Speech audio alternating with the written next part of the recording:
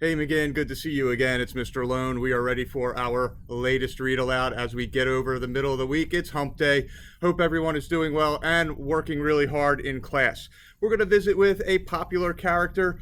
Today, let's go on a trip with Splat the cat in Splat and the Cool School Trip. Here we go.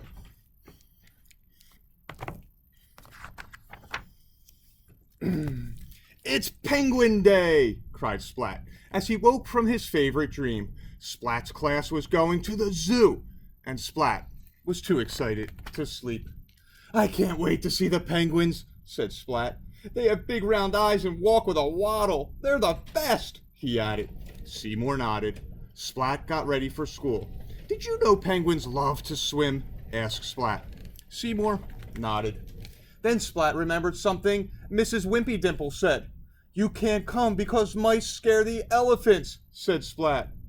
I'm sorry, Seymour. So Splat went to school, leaving a disappointed Seymour behind. But Seymour wanted to go to the zoo, and he had a plan. At cat school, after Splat and his class boarded the bus, Mrs. Wimpy Dimple asked a question. Which animal is your favorite? The giraffe, said Plank. He's really tall. The monkey, said Kitten. She's so cute. The elephant, said Spike. He's so strong. Penguins, cried Splat. I can't wait to see the penguins. The bus rattled along the road and soon arrived at the zoo. Let's go and see the penguins first, cried Splat. Later, Splat, Mrs. Wimpy Dimple sighed. I can't wait, said Splat. Look, a giraffe, said Plank. He can reach the high branches. Look, a monkey, cried Kitten. She's so furry. Look, an elephant, said Spike.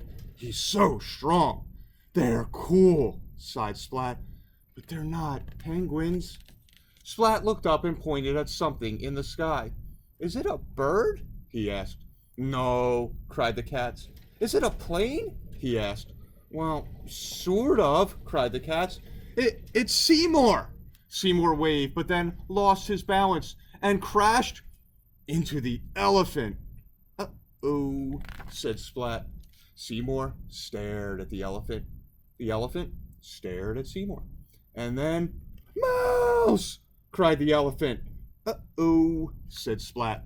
The elephant was so frightened he trumpeted, ran away, and jumped over a wall. I guess Mrs. Wimpy Dimple was right, said Splat. Elephants are afraid of mice. The class continued around the zoo until they finally arrived at the penguin pool. Hooray! Cheered Splat.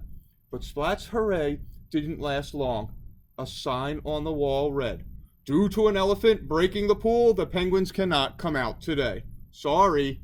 What? No penguins? Said Splat. No penguins, said Mrs. Wimpy Dimple.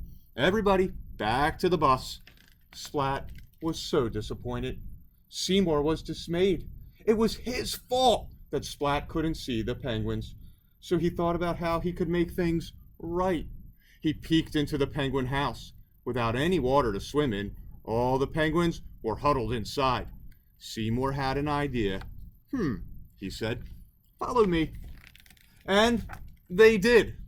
The bus rattled back to cat school.